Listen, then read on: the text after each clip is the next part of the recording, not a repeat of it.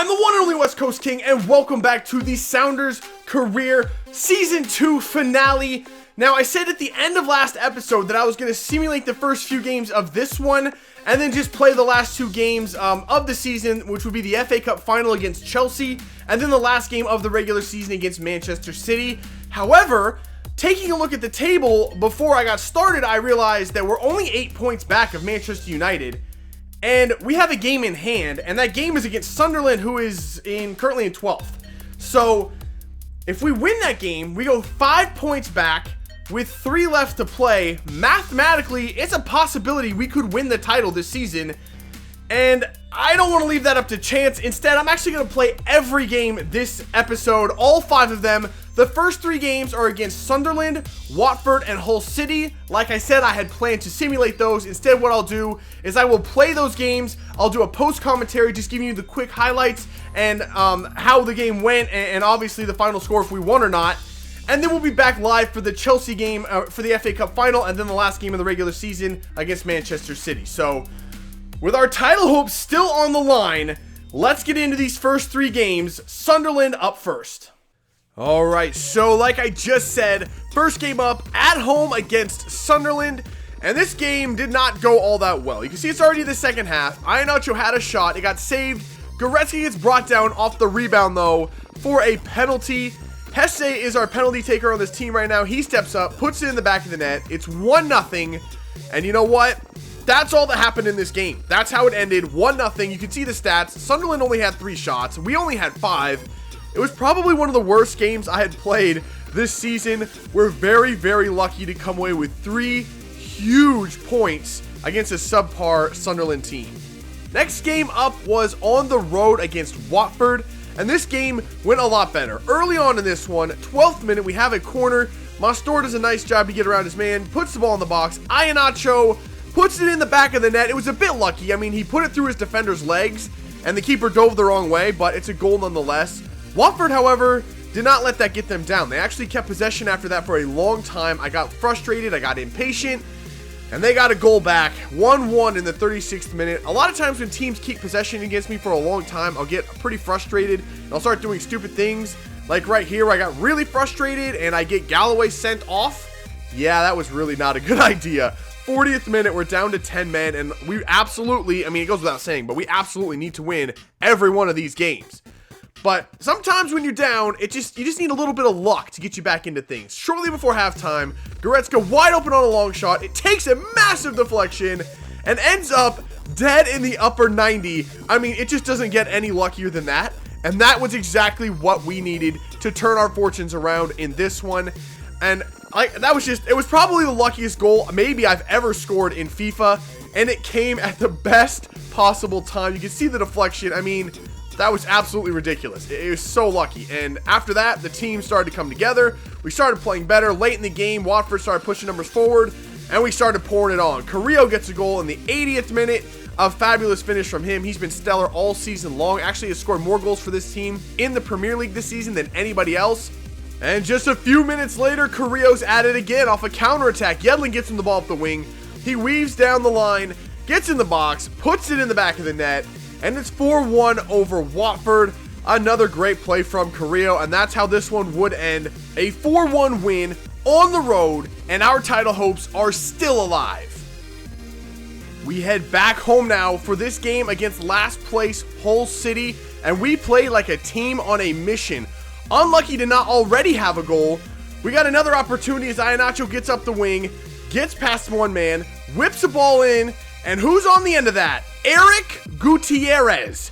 A name you had not heard all season long because he actually hadn't scored a goal all season long until right there. A guy that had been in the starting 11 for most of the season, hadn't scored a goal, hadn't really contributed all that much, comes through with what I'm going to call goal of the season.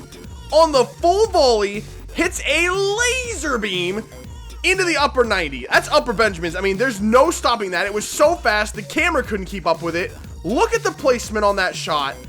That was maybe the best goal I've ever scored. It was absolutely stellar. Eric Gutierrez, and he's not done. Hull City on the attack. Gutierrez out of nowhere takes the ball and plays the perfect pass all the way through, dead up the middle of the field. Iheanacho gets on the end of it, puts it away. It's 2-0. Suddenly, Gutierrez is a force on this team. I don't know what the hell happened to him and where he's been all season, but he picked a great time to come through. Second half, Goretzka on a free kick. You know, Goretzka just doing what Goretzka does. He pops it in the back of the net. It's 3-0 over Hull City, and we're absolutely flying.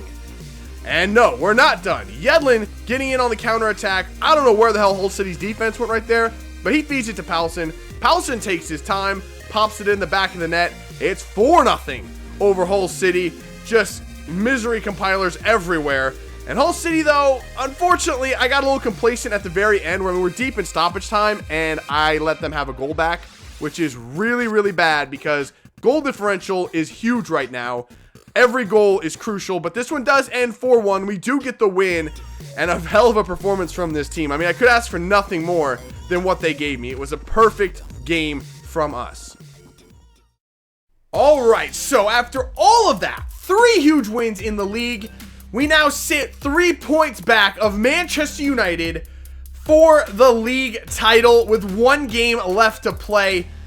Unfortunately, our 1 game left is against Manchester City, and aside from us, they're probably the hottest team in the league. They're now up to 5th place.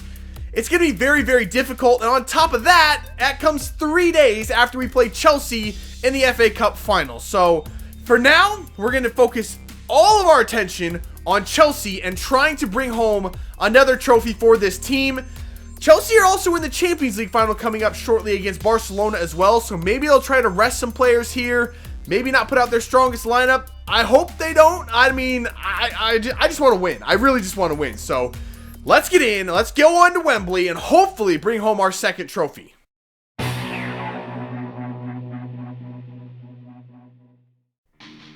So here's the starting 11 we're going to go with. I told you we're putting everything we got into this. This is our best shot at a trophy this season.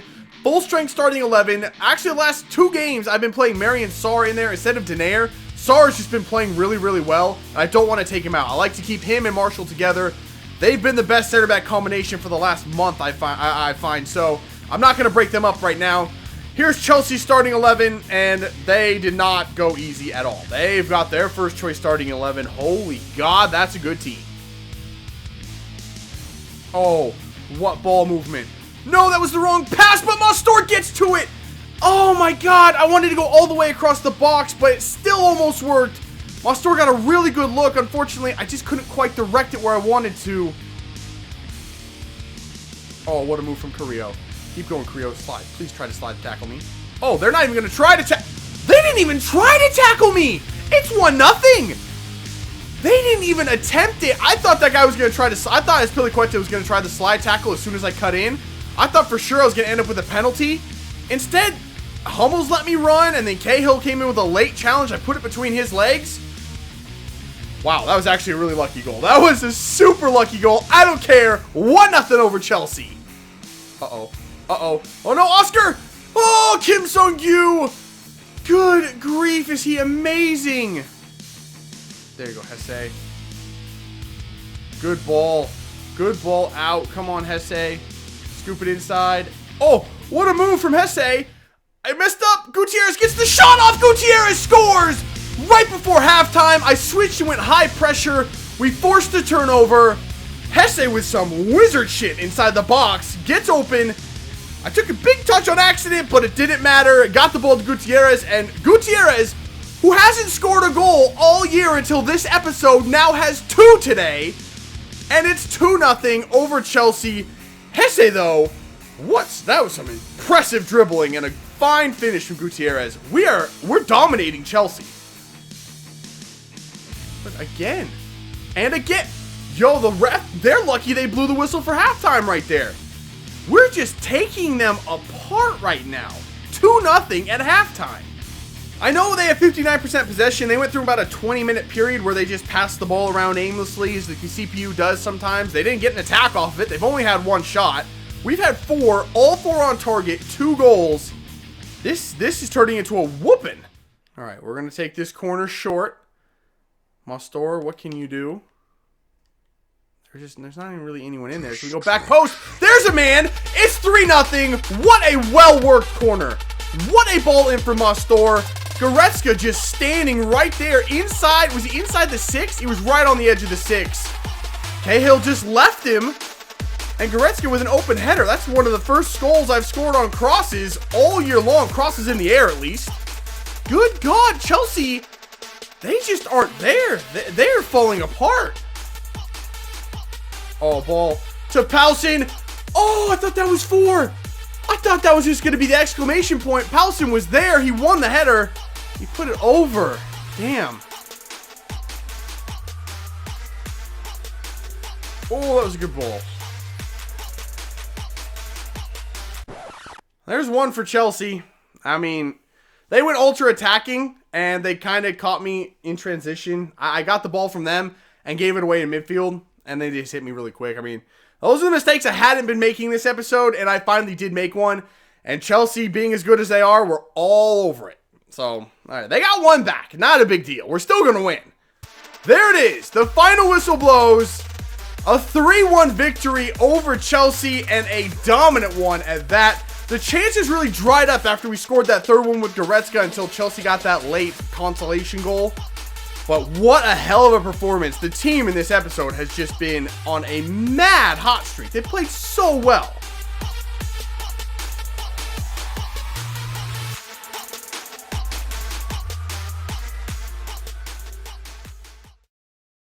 All right, what an exclamation point to kind of go out on this season. An absolute domination over Chelsea, a team that could possibly win the Champions League this year in this career. I'm very happy with that. Unfortunately, heading into the next game, the last game of the season, Man U has already played and won, which means we cannot win the title this season. That's too bad. We gave it a real nice shot. We gave a real strong push at the end. Unfortunately, we are going to fall just short, so we can't move up. Also, we cannot move down in the standings either. Arsenal cannot catch us. We're going to finish in second place. So in the interest of time, I'm just going to go ahead and simulate this last match. There's no reason to play it. I'll put some reserves in there as well, and we'll see what happens. All right, here's the lineup we're going with. It's Papa, Poulsen, Guedes, Odegaard, Blin, Ledson, Correa, Denayer, Torres, Mears, and Perkins. A very reserved lineup. The team is actually quite tired after that win over Chelsea. I just didn't want to push them anymore. They've already done the job. I can't ask any more of those starters. So we're just going to quickly sim this one. We lose 2-1 at home to a Man City side that is definitely their top starting 11. So we at least... Carrillo scored again. Carrillo's been on a mad tear. I'm very happy with his performance this season, but we go out on a loss, but I'm not too worried about it. I'm not too fussed about it. It was a good performance this season. So here is the final standings from season number 2 in the Premier League.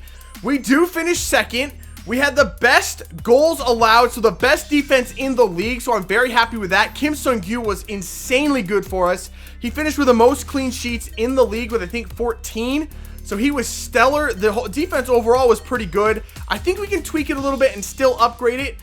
But really where we need the upgrades is scoring goals. We only scored 60 goals, which is the fewest out of the top 4. We really need to focus on scoring some more goals. So I have some ideas on how we can do that. So let's get over and take a look at the squad report and kind of address where we can make some improvements next season.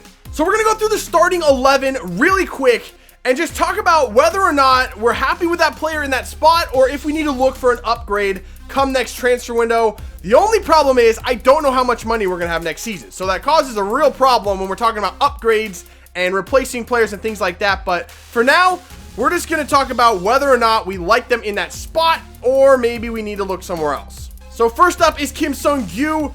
Like I said, had one of the best performances in the Premier League for a keeper. Had 14 clean sheets, which was tops in the Premier League. I don't think we need to look for a keeper right now. 76 overall, yeah, it's a bit low for a title contender, which I hope we will be next season. But he had such a good year, I don't really think we need to get another keeper. DeAndre Yedlin, I'm telling you, I've said it since day one when we first got him. He's one of the best players I've ever used in a career mode. He's really that good. I mean, the 98 sprint speed helps a lot with that. But, I mean, there's just something about him. He impacts the game both offensively and defensively. He's just so good. Now, Jason Denayer, on the other hand, despite being my highest rated defender, he just didn't seem that good to me. I mean, I thought Chad Marshall constantly outperformed Denayer. And down the stretch, I actually took Denayer out and put in Marion Sarr, who was in form and played fabulously for me. Denayer will probably start next season. I don't think we have a choice, being that he's the highest rated center back we have, but I don't know. The jury's kind of out on him. I'm not sure I like him that much. The real problem is, however, I don't think we have another starting back to put next to him in the first place. So getting rid of Denayer is not really an option at this point. I think we might need to look for an upgrade in the other center back spot. Chad Marshall was my best defender this year. However, he's 32 years old. He's going to continue to decrease. Could be a bit of a problem. Brendan Galloway started off slow, but really picked it up. We started to use a little bit of training on him, and then he really picked up his performances. I just gave him a new contract. He's now getting paid $40,000 a week in wages. He's not going anywhere. I'm happy with him at left back. And now we come to the midfield, where this might be the spot that is in most need of an upgrade, maybe. Gutierrez really played well this last episode. Admittedly, he scored a banger, probably the goal of the season on that volley. However, he only scored 2 goals this season, and both of them came in this episode. He really struggles offensively for some reason, and given his stats, you wouldn't think he would. He looks pretty good, but it's not there offensively. I think he's holding us back a little bit. On the other hand, Leon Goretzka probably was the MVP of this season. We used a lot of training on him, and once he started putting in the free kicks, his goal tally went up in a hurry, and he really led us down the stretch. One of the main reasons we were able to push for that title. He was great. 13 goals this year, 10 in the Premier League, which was second on the team. What a season Goretzka had. Hachi Mastor had a bit of an up and down season, a bit of a roller coaster ride. He got hurt, and when he came back, he didn't seem like he was all there. He wasn't as impactful as he was when he started out. So he started to turn it around towards the end of the season. I still think he's the starting cam on this team and the starting center attacking mid of the future. Yeah, his ball control and dribbling are both 95 because I had to use the speed dribbling drill on him all season long to work on his stamina, which, by the way, is now up to a 70, so he can play a couple of games in a row. I'm still happy with Mastor overall going forward. Andre Carrillo, if Goretzka isn't the MVP, this guy is. He had a great season. He didn't grow at all, though I'm not really too worried about it given the performance he had. He finished with 17 goals overall, 13 in the Premier League, which was tops on this team. He actually finished, I think, 5th or 6th in the Premier League in scoring. He had a hell of a run down the stretch. Another reason we were able to push for that title. I'm happy with him going forward. Kelechi Iheanacho played fabulously this season. He grew in almost every statistical category. Can't be mad about that. We used a couple of training drills here and there, which is why he grew so much. But he finished with the most goals on the team, 19. He only scored 4 in the Premier League because he had limited playing time in that competition. He did most of his damage in the EuroLeague. 10 appearances, 10 goals in the EuroLeague though. So when he got his chances, he took the most, he made the most of them. I'm happy with him as a starting striker. Him and Poulsen combined, I don't think we need another striker right now. Hesse did every single thing I needed him to do when he came in. When I swapped him for Oba, he took over the starting left winger spot and was absolutely phenomenal. I mean, in limited action, 17 appearances, 5 goals, only 1 assist, but I'm not too worried about it. I mean, he played great, and he really filled a need on this team. So the last thing we're going to do is take a look at the championship standings and how the other MLS teams did this season. And right off the bat, the LA Galaxy, top of the league, absolutely ran away with the title, finishing 12 points clear of second place. They will be earning automatic promotion and will join us in the Premier League next season, as will Norwich, finishing in second place. The last one comes down to Leicester City, Fulham, Bournemouth, or Leeds. Toronto just missed out on the playoff promotion situation on goal difference. That absolutely sucks. Would have loved to have seen 2 teams from the MLS get promoted. Unfortunately, we're going to have to make do with just the Galaxy. The other MLS teams kind of had mediocre seasons. New York Red Bulls finished 12th. Columbus finished 13th. Really thought Columbus was going to make a strong push for the title this season. They very nearly earned promotion last season. Unfortunately, didn't come together for them. The other 2 MLS teams, well, NYCFC just barely avoided relegation, and Portland was not so lucky. They will be relegated. Unfortunate for them. That sucks. Like I said, I don't want to see them get relegated. I mean, I take a little joy in that. I'm not going to lie. But to be honest, I'd rather have them in the Premier League than down in League whatever the hell is below. What the hell is it? League One. Sorry, I don't know my tiers that well in English football. But I would have rather seen Portland, honestly, get promoted rather than relegated. I want to play Portland. That's kind of the whole point. So that is going to do it for this one and for season number 2 with the Sounders. Currently, we're in June still, June 1st, actually. I left us a month for scouting and things like that, so I could get your suggestions in the comments on this video. let me know what your thoughts are. I mean, could we use another center back? Most likely. Or another center mid. Should we sell Gutierrez or stick with him and maybe use some training on him and just build him up instead? I'm not 100% sure on Gutierrez. That's the one I'm really kind of on the fence about. But again, let me know what your thoughts are. I'll use the next month to scout before we start next episode, and then we'll get on with the transfer window to start off the next episode. So that's going to do it for this one. If you had as much fun as I did and you're looking forward to season number 3, make sure to let me know. Leave a like below. Subscribe if you're new. I'll see you when we come back with some more Sounders Career. See ya.